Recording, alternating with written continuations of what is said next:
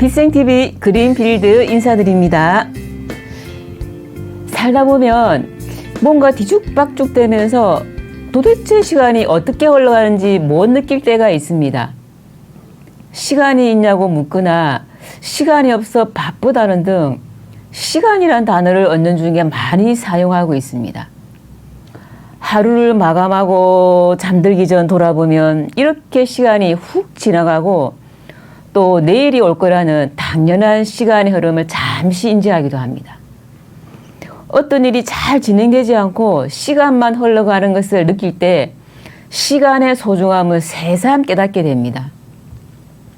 특히나 긴박한 상황에 놓이거나 사투를 다툴 때는 시간을 마음대로 노리거나 역행할 수 없음에 안타까움이 뼈저리게 밀려올 때도 있을 것입니다. 이 경우를 시간의 밀도라고 하는데요. 시간에도 밀도가 있다니 놀랍지 않으세요? 빛의 생명나무 우대가 채널에 시간의 밀도라는 내용을 참고하시면 많은 도움이 되실 거예요. 그럼 이 시간에 대해 현재 과학자들은 얼마나 알고 있을까요? 결론은 물리학자들이 아직은 시간이 무엇인지 모른다고 합니다. 여러 가지 실험을 하고 추측으로 설명을 해보려고 해도 여전히 수학의 난제처럼 명확하게 풀어 밝혀줄 수가 없으니 여러 가지 가정과 가설만 있을 뿐입니다. 뉴턴도 시간에 대해 연극 무대에 서 있는 인물은 물질이고 물질을 제외한 비어있는 공간이 시공간이라고 설명했을 뿐입니다. 그 다음으로 현재까지도 많은 영향을 끼치고 있는 분이 우리가 많이 알고 있는 아인슈타인이죠. 그 유명한 일반 상대성 이론과 특수 상대성 이론을 한 번쯤 들어보신 분도 계시죠? 아인슈타인은 절대적인 시간과 공간은 존재하지 않고 관측자에 의해 다르게 측정되는 상대적인 값이라고 하죠. 이때 빛의 속도는 일정하고 빛보다 빠른 것은 없다는 전제 조건이 있습니다. 예를 들면 150km로 달리는 두 자동차의 운전자는 서로 얼굴을 보며 얘기를 나눌 수 있습니다. 두 사람 간의 속도는 0이기에 가능합니다. 그러나 걸어가는 내 옆을 150km로 자동차가 지나가면 운전자를 알아채기도 전에 멀리 사라져 버립니다. 그리고 열차 밖에서 가만히 서 있는 사람이 열차를 보면 빠르게 지나가지만 열차 안에 타고 있는 사람은 창밖을 보지 않으면 속도감을 못 느낍니다. 가만히 정지한 창밖 풍경을 비교하면 상대적인 열차 속도를 느낍니다. 이처럼 공간도 속도에 따라 다르게 측정이 되듯이 시간도 속도가 빠르면 느리게 흐른다는 것입니다. 다만 상대성이므로 비교 대상과 관찰자의 속도가 중요하죠. 걸어서 20일 걸려 서울에서 부산 가는 사람과 자동차로 4시간 만에 가는 사람을 비교하면 자동차로 간 사람은 도착해서 아주 많은 일을 할 시간이 있기에 시간이 훨씬 길게 느껴진다는 것입니다. 여러분, 정말 시간이란 무엇일까요? 아우구스티누스는 아무도 묻지 않는다면 시간이 무엇인지 안다. 하지만 정작 시간을 물어보면 알 수 없다라고 했습니다. 현대과학에서 엔트로피 증가가 시간의 흐름을 보여준다고 하며 엔트로피 화살, 우주 화살, 블랙홀 화살, 심리 화살 등으로 시간이 어떤 방향으로 흐른다고 설명해보지만 완벽한 이론이 없습니다. 수학적으로 식을 만들어 증명을 해도 제대로 풀어서 설명하고 실험으로 확인하기도 쉽지 않습니다. 대부분 현재 진행되고 있거나 설명되어지는 시간에 관한 내용이 시간의 흐름에 대한 것입니다. 시간이 어떻게 창조되고 탄생되었는지는 누구도 알 수 없는 미지의 영역입니다. 그래서 아직 인류의 의식으로는 시간을 밝혀 설명할 수 없다는 것입니다. 물질 세상에 펼쳐진 모든 것은 보이지 않는 세상에서 먼저 창조가 되고 현실로 드러나게 되는 것입니다. 그럼 빛의 생명나무에서 하늘과의 소통을 통해 밝혀진 우주의 시간에 대한 비밀을 말씀드리겠습니다. 그럼 먼저 시간이라 무엇인지 우주적 의미에 대해 말씀드리고, 두 번째는 시간의 입자와 흐름에 대해서, 그리고 세 번째는 시간의 속도가 결정되는 원리에 대해 설명드리고, 마지막으로 물질 세계의 시간의 흐름이라는 순서로 설명해 보겠습니다. 자, 첫 번째, 시간이란 무엇인가? 먼저 시간은 행성마다 다르고 차원마다 다릅니다. 그럼 시간이 어떻게 탄생되는지를 먼저 알아볼까요? 결론부터 말씀드리면 우주에서는 시간의 입자를 탄트로니아라고 합니다. 시간은 반물질의 형태로 존재하며 시간 입자의 흐름에 의해 탄생됩니다. 탄트로니아라는 입자의 밀도와 흐름에 따라 차원의 시간이 결정됩니다. 여러분은 시간이 입자라고 생각해 보신 적 있으시나요? 저에게 놀라운 일이었습니다. 빛도 입자며 파동이라는 이론은 양자역학에서 들어보았지만, 그래도 빛은 과시광선에서 보기도 하고 느끼기도 하지만 시간은 도무지 실체를 파악하기 어렵죠. 물론 시간이 입자라고 해서 실제로 물질이 아니고 반물질이라고 앞서 언급했었죠. 대우주는 보이지 않는 세계에서 빛의 진동수에 따라 여러 차원이 존재합니다. 높은 차원일수록 진동수가 높고 차원이 낮아질수록 진동수가 떨어집니다. 시간 입자도 차원에 따라 다르게 존재합니다. 대우주는 현재 19차원으로 이루어져 있는데 창조되어진 세계는 18, 17, 16차원을 무극의 세계라 하고 15, 14, 13차원은 태극의 세계이며 12차원부터 1차원까지는 3태극의 세계라 합니다. 18차원에는 반물질이 존재하지 않고 대우주를 운영하는 차원으로 시간 입자를 탄생시키는 탄트리온이라는 입자가 존재하지 않습니다. 17, 16차원에는 탄트리온 입자가 존재하지만 시간의 밀도와 비중이 너무 높아 입자의 운동성이 없기에 또한 시간이 존재하지 않습니다. 그러므로 18, 17, 16의 무극 세계에는 시간이 존재하지 않습니다. 다음 태극 세계인 15, 14, 13차원에 존재하는 시간을 탄생시키는 반물질을 탄트리아라고 합니다. 태극 세계의 탄트리아는 시간 입자가 존재하지만 운동성이 없어 태극 세계 또한 시간이 존재하지 않습니다. 3태극의 물질 세계의 반물질 형태로 존재하는 시간의 입자를 탄트로니아라고 합니다. 시간의 밀도와 비중이 낮아지게 되면서 시간 입자의 운동성과 방향성이 생겨 시간의 흐름이 존재하게 됩니다. 이때 우리가 경험하고 있는 과거, 현재, 미래라는 시간의 흐름이 생기게 되죠. 시간이 각 차원과 행성에서 다를 수밖에 없는 이유가 진동수에 의한 시간의 밀도가 다르므로 대우주에서는 다양한 시간의 흐름이 존재합니다. 그래서 현재 우리가 사는 물질 세계를 시공간이라고 표현하죠. 시간과 공간을 분리할 수 없는 세계이죠. 대우주의 1주기에 공간이 먼저 창조가 되고 2주기에 시간이 창조가 되는데 그 최초의 시간이 탄트리온이 되는 거죠.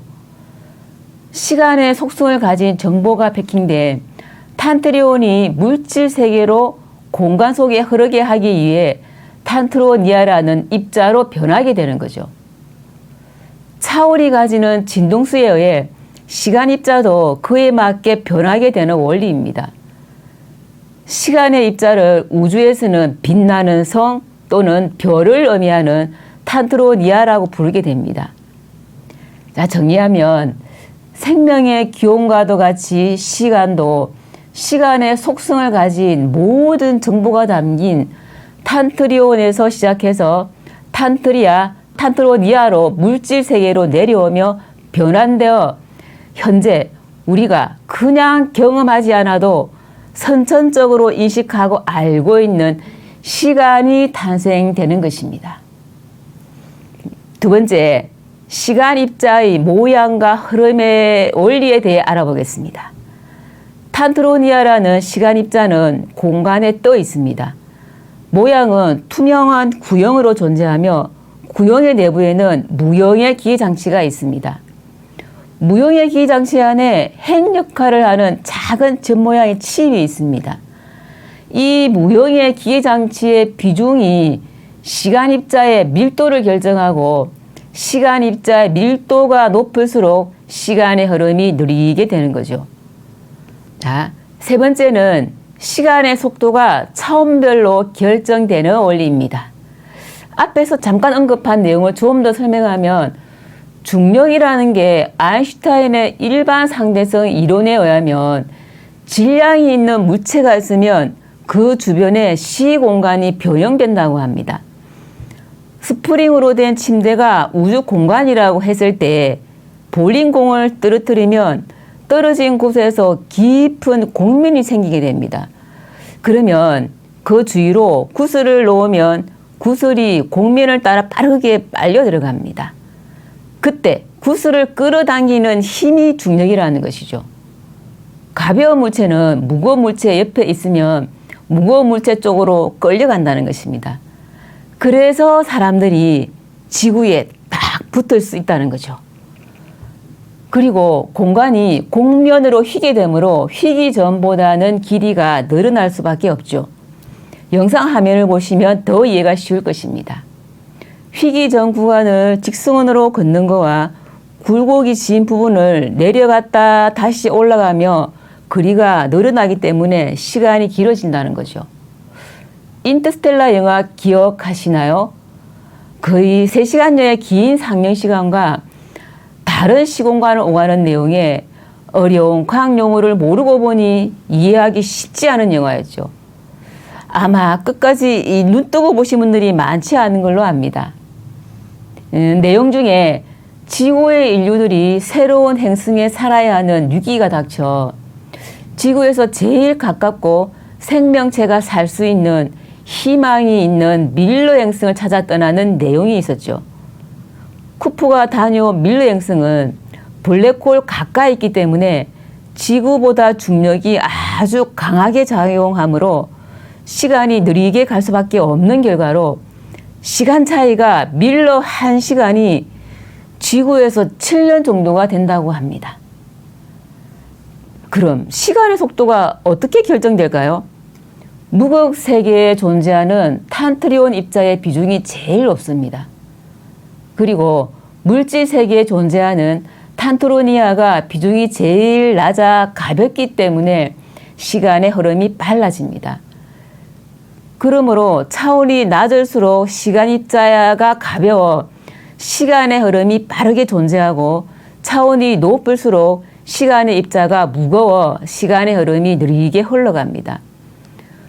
무극과 태극은 비물질 세계이며 무극은 순수한 공의 세계이고 태극은 순수한 기의 세계입니다. 무극의 세계는 태극의 세계를 관리하는 차원입니다.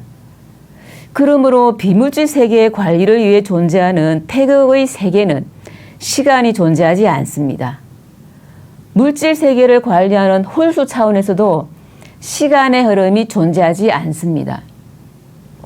홀수 차원은 행성, 항성을 관리하고 영혼의 진화를 관리하는 인류들이 알고 있는 하늘이기도 합니다.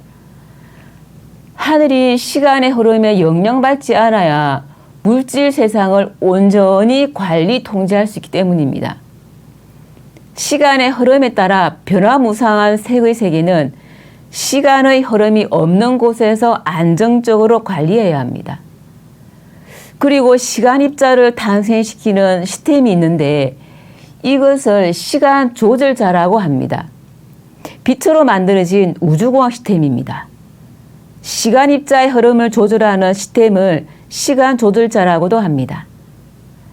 하늘은 시스템과 우주공학 기술에 의해 운영되고 있다는 것은 다른 강의에 많이 다루고 있으니 참조하시면 좋겠습니다. 하나의 공간 속에 서로 다른 시간이 흐를 때 다차원 우주라고 합니다. 서로 다른 공간 속에 같은 시간이 흐를 때 평행 우주라고 합니다. 하늘은 과거와 현재 그리고 미래가 통합되어 있습니다. 과거와 현재, 미래가 통합되어 존재하는 하늘의 시간을 평행 우주라고 합니다. 시간의 통합에 의해 다양한 세계가 동시에 펼쳐진다는 것입니다. 현대 물리학인 양자역학에서도 중첩된 두 가지 성질이 하나로 결정되면 다른 하나는 자동적으로 결정된다는 것인데, 평행 우주 이론에서 내가 A나 B 중 하나를 선택하면 나머지 다른 선택을 한 내가 동시에 존재한다고 이해하고 있습니다. 같은 시간에 다른 차원과 공간에 또 다른 내가 존재한다는 것이죠. 이렇게 매번 다른 선택지에 나가 무수히 많은 다른 우주 공간에 존재한다는 것이 다중우주 이론입니다. 네 번째는 우리가 사는 물질 세계의 시간의 흐름입니다. 물질 세계를 관리하는 홀수 차원은 에너지체들이 존재하는 차원입니다. 에너지체들인 천사들이 존재하는 하늘은 과거와 현재, 미래가 통합되어 있으며 시간이 존재하지 않는 평행 우주 속에 존재합니다.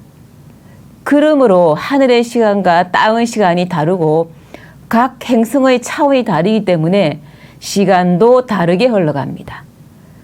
물질 세계인 4, 6, 8, 10, 12차원의 시간의 흐름이 다릅니다. 물질 세계 짝수 차원에서만 시간 입자가 존재합니다.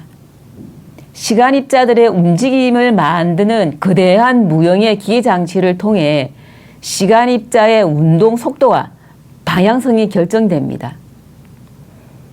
시간이 흐른다는 것은 생명체가 살 수 있고 생로병사가 결정되고 영혼의 진화가 이루어진다는 것입니다.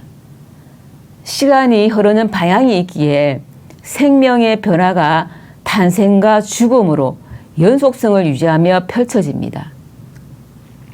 시간의 흐름이 존재하지 않는 곳은 생명체가 살 수 없으므로 의식을 가진 에너지체인 천사들만 존재합니다.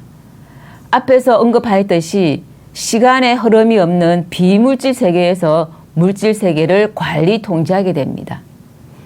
마지막으로 그럼 시간을 형성하는 막은 어디에 위치할까요?